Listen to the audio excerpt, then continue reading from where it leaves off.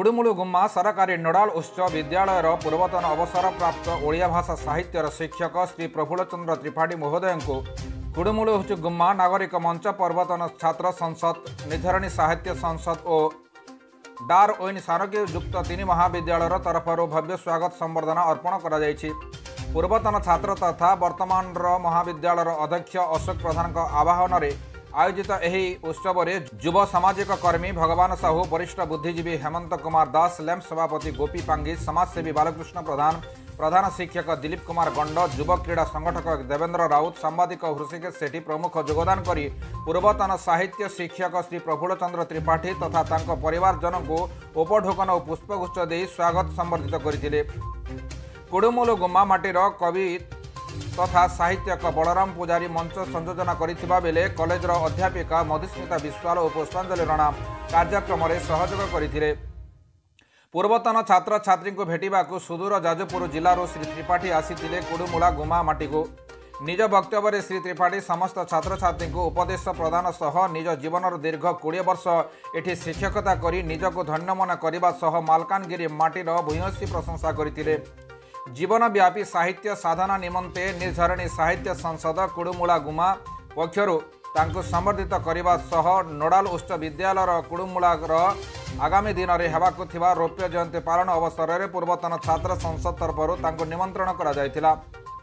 एही अवसर में कुडुमुला माटीर समस्त वरिष्ठ नागरिक माने श्री त्रिपाठी को भेटिबा सह एते दूररू आसीथिबारु कृतज्ञता ज्ञापन करथिले।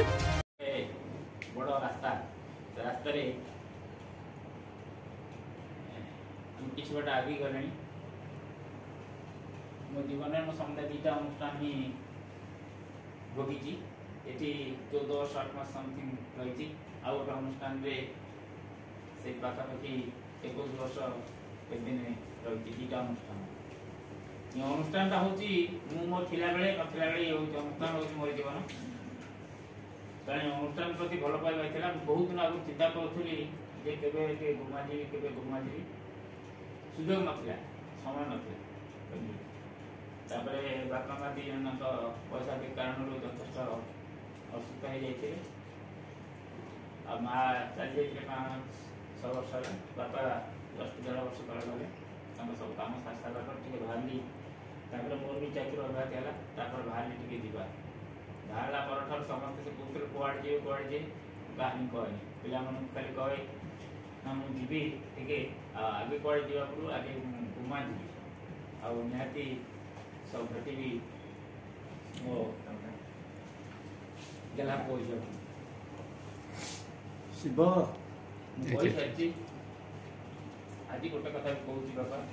जीवन 2टा कथा सब मन रख तुम जानते कहार किसी क्षति करना तुम जाना अवस्था तुम कहार किसी क्षति कर जिते इतर जीव ठार आरंभ ही श्रेष्ठ जीव हो जाना अवस्था कहार किसी क्षति कर आर कथाटा हूँ जीवन जिते पार तुम साध्य मत अन्य को साहाय्य कर ये 2टा काम कर भविष्य जीवन निश्चित सुख रनंद समस्त उत्तरतर उन्नति मालकानगिरी स्वतंत्र जिला प्रतिनिधि एन रवि रिपोर्ट निर्मल टीवी।